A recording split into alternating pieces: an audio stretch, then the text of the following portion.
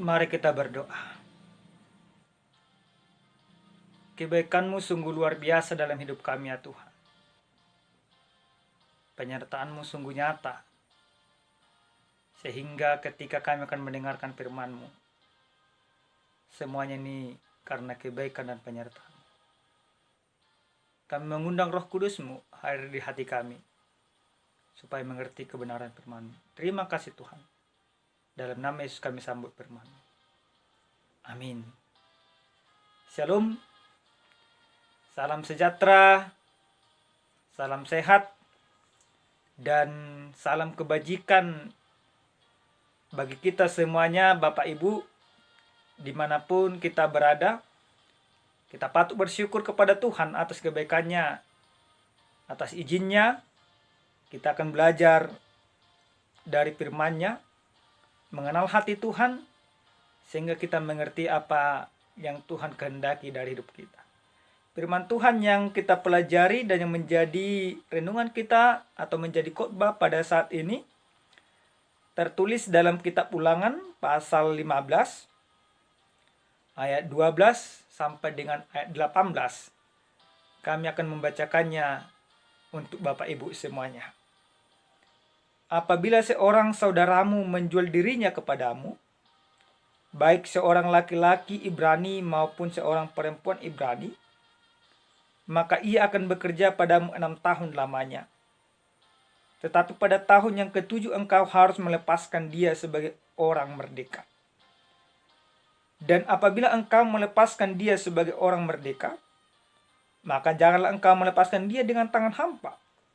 Engkau harus dengan limpahnya memberi bekal kepadanya dari kambing dombamu, dari tempat pengirikanmu, dan dari tempat pemerasanmu, sesuai dengan berkat yang diberikan kepadamu oleh Tuhan Allahmu, haruslah kau berikan kepadanya.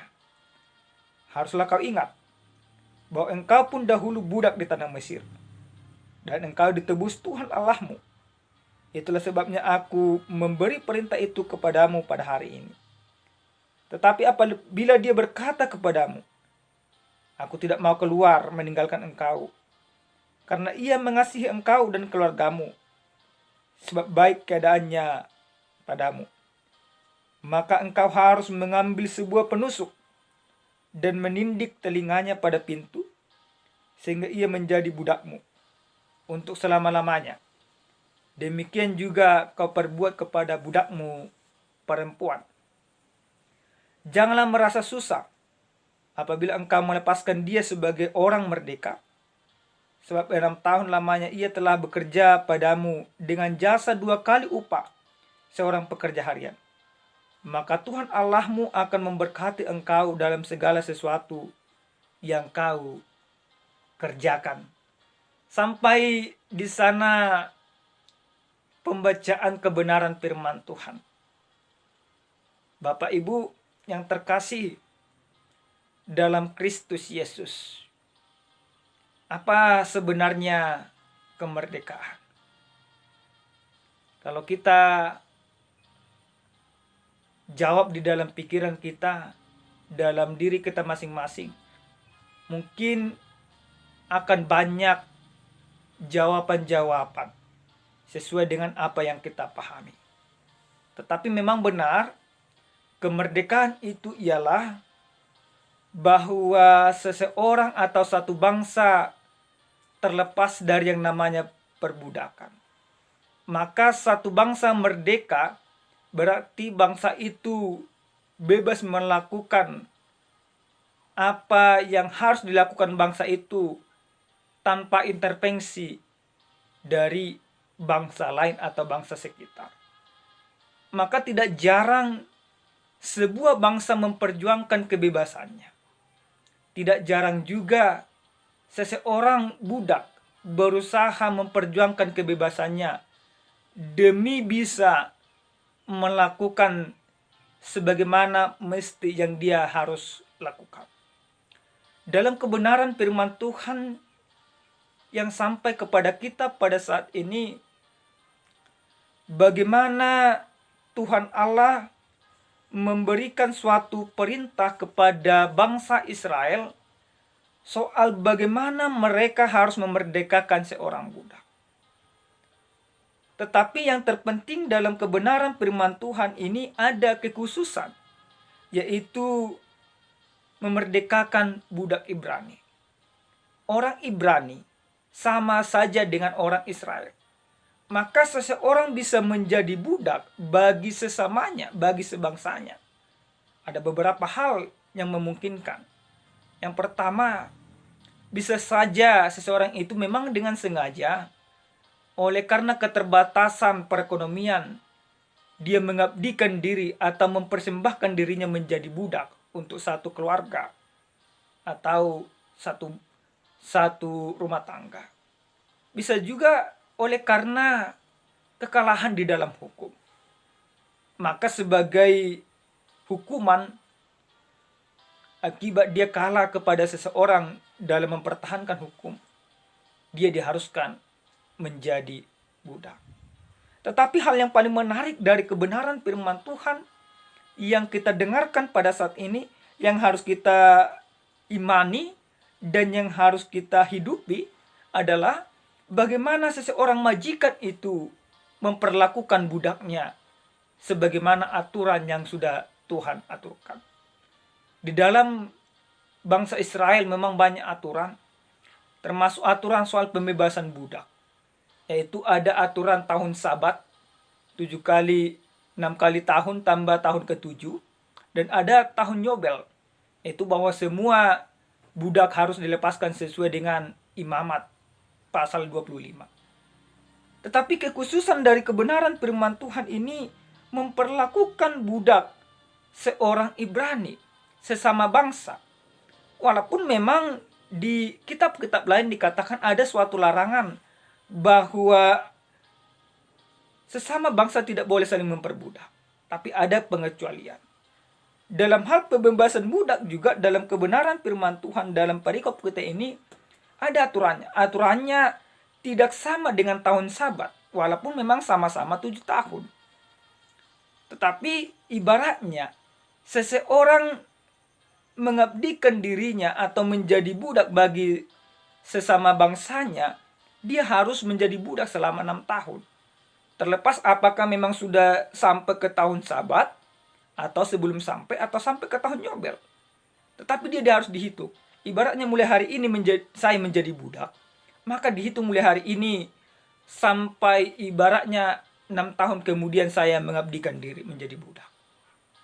Hal kekhususan yang kedua yang harus kita lihat dalam kebenaran firman Tuhan ini, bagaimana seorang budak Ibrani atau budak yang ada pada seseorang harus dilepaskan dengan memberikan, ibaratnya memberikan sesuatu kepadanya untuk bekalnya. Ada bedanya. Kalau melepaskan budak-budak yang lain dalam tahun Sabat, itu tidak perlu diperlengkapi. Hanya saja budak yang sudah lepas dia bisa mencari makanannya, yaitu mengambil bulir-bulir gandum yang ada di ladang pada tahun Sabat. Tetapi budak Ibrani ada kekhususan. Kekhususannya ialah bahwa si tuan harus melepaskan budaknya dengan cara memberikan ibaratnya bekal ke dalam kehidupannya. Dalam ayat yang ke-13 sampai ke-14 dikatakan, dan apabila engkau melepaskan dia sebagai orang merdeka, maka janganlah engkau melepaskannya dengan tangan hampa. Dalam ayat ke-14 dikatakan, engkau harus dengan limpahnya memberikan bekal, dengan limpahnya. Tidak sedikit, tetapi dengan limpahnya. Artinya apa? Artinya seseorang yang dilepaskan dari perbudakan, maka dia harus mempunyai bekal untuk melanjutkan hidupnya. Tujuannya apa? Tujuannya supaya ketika dia lepas, dia bisa melanjutkan hidupnya dan tidak lagi menjadi budak bagi orang lain. Jadi artinya apa? Artinya ada kelangsungan hidup. Melalui seseorang yang melepaskan budaknya, ada pemeliharaan Allah untuk merawat, untuk melanjutkan hidup sesamanya yang dulunya dia menjadi budak. Ketika dia menjadi orang merdeka, dia benar-benar merdeka dari semuanya. merdeka dari kemiskinan karena sudah dicukupkan segala sesuatu yang diperlukan dalam kehidupannya. Tetapi yang ketiga dikatakan yang harus kita pelajari dari kebenaran firman Tuhan ini. Dan jika sudah 6 tahun seseorang mengabdi, pada tahun yang ke-7 dia seharusnya sudah lepas. Tetapi dia tidak mau lepas. Dikatakan mungkin saja karena kebaikan daripada tuannya, jadi dia merasa nyaman di sana. Walaupun sesungguhnya memang yang namanya budak sebenarnya tidak mendapatkan hak, tidak mendapatkan kewajiban, dan mendapatkan penindasan. Otomatis tidak ada kenyamanan yang namanya budak. Tetapi ada kekhususan katanya. Kalau memang dia mendapatkan kenyamanan, dia mendapatkan kasih dari tuannya sehingga dia tidak mau dilepaskan, maka si tuan harus memberikan tanda kepadanya. Telinganya harus ditindik, katanya. Kenapa hal itu dilakukan? Hal itu dilakukan sebagai bukti bahwa seorang budak ini benar-benar mempersembahkan atau mengabdikan dirinya bagi si tuan. Jadi ketika seseorang yang sudah mempunyai tanda tindik mengabdikan dirinya kepada si tuan, maka siapapun yang datang untuk berusaha menebusnya tidak akan bisa ditebus lagi. Jadi uang tidak berlaku lagi untuk menebusnya. Dan dia hanya mengabdi kepada tuan yang memberikan tindik itu. Bapak Ibu, jemaat Tuhan yang terkasih dalam nama Yesus Kristus, tentu hal yang begitu menarik firman Tuhan yang sampai kepada kita pada saat ini, yang dikatakan dalam judul perikop memerdekakan budak Ibrani. Dan satu tema yang menarik juga dikatakan bagi kita, yaitu kemerdekaan. Seperti yang kami katakan tadi, apa itu sebenarnya kemerdekaan? Berbagai jawaban, berbagai opini pasti bisa kita sampaikan. Dan menjadi pertanyaan yang kedua adalah, apakah kita sudah menjadi orang merdeka? Ini yang terpenting. Banyak orang kita zaman sekarang ini dikatakan kita belum merdeka. Karena apa? Karena masih banyak tantangan hidup, masih banyak pergumulan, masih banyak aturan yang harus dilakukan. Orang banyak mensalahartikan kemerdekaan. Orang yang mensalahartikan kemerdekaan dipikirkan bahwa kemerdekaan itu ialah bebas melakukan apapun dan bebas melakukan semaunya, semau gua. Padahal sebenarnya tidak demikian kemerdekaan. Kemerdekaan itu ialah bagaimana seseorang bebas di dalam hidupnya dalam melakukan aturan yang berlaku. Orang yang merdeka berarti dia hidup di dalam aturan yang ada. Aturan yang ada justru mengawasinya, memagarinya untuk melakukan kemerdekaannya sebagaimana semestinya. Maka pertanyaan kami seperti yang kami katakan tadi, apakah Bapak Ibu semuanya sudah menjadi orang merdeka di dalam kehidupannya pada saat ini? Sudahkah merdeka menjadi seorang ibu? Sudahkah merdeka menjadi seorang suami? Sudahkah merdeka menjadi sebuah rumah tangga? Atau tidak? Banyak sekarang ini rumah tangga yang dibangun di dalam kehidupan tidak menunjukkan kemerdekaan, baik di dalam iman, baik di dalam lingkungan atau di dalam negara. Padahal sebenarnya firman Tuhan mau mengatakan kepada kita pada saat ini, sesungguhnya kita semuanya sudah merdeka. Kita sudah dimerdekakan di dalam Kristus. Ketika Adam dan Hawa jatuh ke dalam dosa, maka kita sesungguhnya menjadi budak dari dosa. Apapun yang kita lakukan sebelum Kristus datang menebus kita, maka tidak ada yang benar. Karena apa? Karena yang kita lakukan itu adalah yang bertentangan dengan Tuhan. Hidup kita, pekerjaan kita, sebelum Kristus menebus kita adalah semuanya di dalam dosa. Dan kita menjadi budak dosa. Tetapi ketika Kristus datang menebus kita, kita dimerdekakan di dalam Dia. Maka orang yang merdeka di dalam Kristus harus mengabdikan dirinya juga dalam pekerjaan Kristus. Bapak Ibu yang terkasih dalam nama Yesus Kristus, bagaimana sebenarnya kita supaya bisa menjadi orang merdeka di dalam kehidupan ini? Bagaimana kita memperoleh kemerdekaan yang sesungguhnya di dalam Kristus? Yang pertama yang harus kita perhatikan dalam kebenaran firman Tuhan ini, bagaimana orang yang merdeka? Pertama, hidup dalam aturan Tuhan. Hidup dalam aturan Tuhan. Jika dahulunya kita hidup di dalam keberdosaan, di dalam pekerjaan-pekerjaan yang tidak benar, kalau sekarang kita menjadi hidup di dalam aturan Tuhan, sebagaimana dalam perikop kita pada saat ini. Ketika orang Israel sudah dimerdekakan oleh Tuhan dari tanah perbudakan, yaitu Mesir, mereka dimerdekakan di dalam Kristus atau dimerdekakan dari perbudakan Mesir. Maka mereka harus ikut dalam aturan Tuhan. Jadi apa yang diaturkan oleh Tuhan di dalam kehidupan bangsa Israel harus mereka lakukan. Tidak boleh tidak boleh ditawar-menawar. Ketika mereka tidak melakukan semuanya itu, maka Tuhan pasti marah. Kenapa sampai terjadi pembuangan yang kedua bagi bangsa Israel?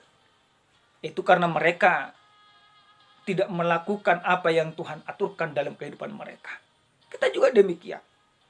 Kita sudah dimerdekakan di dalam penebusan darah Kristus. Karena kita sudah dimerdekakan di dalam penebusan darah Kristus, maka kita juga harus hidup dalam aturan Tuhan.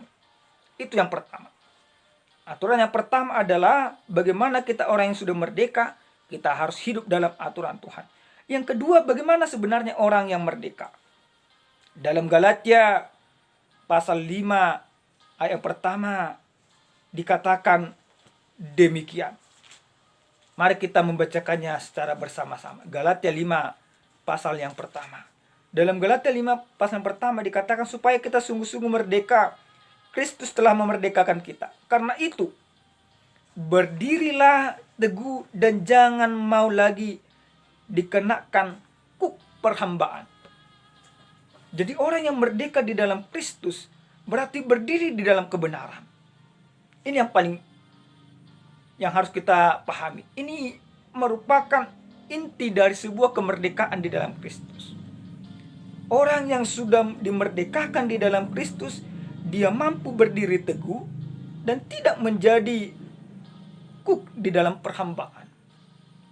Bapak Ibu, jemaat Tuhan yang terkasih dalam nama Yesus Kristus, jika engkau masih selalu melakukan hal-hal perhambaan dosa, jika Bapak Ibu masih melakukan hal-hal yang bertentangan di dalam keinginan Kristus, maka kamu belum merdeka di dalam Kristus. Jika ketidakharmonisan masih terjadi di dalam rumah tangga, ketika perkelahian, perpecahan, dan rumah tangga itu selalu dijadikan menjadi kebun binatang, maka sesungguhnya engkau belum merdeka. Maka firman Tuhan pada saat ini mau mengatakan kepada kita, Bapak Ibu jemaat Tuhan, siapa yang sudah merdeka di dalam Kristus, dia mampu berdiri teguh di dalam kebenaran dan tidak lagi menjadi budak dari dosa. Itu juga yang terjadi dalam perikop kita. Ketika bangsa itu memerdekakan sesamanya atau budaknya, maka yang dia lakukan adalah perintah Tuhan. Perintah Tuhan itu menjadi suatu kebenaran di dalam kehidupan. Yang ketiga, bagaimana sebenarnya orang yang merdeka di dalam Kristus Yesus? Orang yang merdeka di dalam Kristus Yesus berarti dia mempergunakan hidupnya untuk melayani atau membantu sesama. Bapak Ibu, dalam perikop kita pada saat ini dikatakan firman Tuhan jelas sekali Bagaimana seseorang ketika dia melepaskan hambanya, dia tidak boleh melepaskan dengan tangan hampa. Dia harus melayani. Tidak hanya pelayanan yang dipertunjukkan di dalam perikop ini, pelayanan bukti nyata. Dengan cara apa? Dengan cara membekali sesamanya. Dikatakan dalam ayat yang ke-14, engkau harus dengan limpahnya memberikan bekal kepadanya. Memberikan hasil daripada dombamu, memberikan hasil daripada pengirikanmu, memberikan hasil daripada panen anggurmu. Tapi Tuhan janjikan juga, ketika engkau sudah memerdekakan orang, atau sudah merdeka di dalam kehidupan, engkau mampu membantu sesamamu, bukan berarti bantuanmu itu menjadi miskin. Dikatakan dalam ayat yang ke-18, janganlah engkau merasa susah apabila engkau melepaskan dia sebagai orang merdeka. Sebab 6 tahun lamanya dia telah bekerja padamu. Maka dikatakan dalam ayat yang terakhir, akan memberkati engkau dalam segala sesuatu yang kau kerjakan. Bapak Ibu, jemaat Tuhan yang terkasih dalam nama Yesus Kristus. Kenapa orang sekarang ini sangat susah membantu? Ya, karena dia memikirkan soal untung rugi. Seseorang mau membantu seseorang biasanya itu kalau beruntung. Kalau rugi, tunggu dulu. Ini bukan ciri orang yang merdeka di dalam Kristus. Orang yang merdeka di dalam Kristus tidak melakukan yang demikian. Dia mampu membantu sesamanya dengan baik. Yang terakhir, dari kebenaran firman Tuhan, bagaimana sebenarnya orang yang merdeka di dalam Kristus. Coba kita baca kitab Roma pasal 6 ayat 22.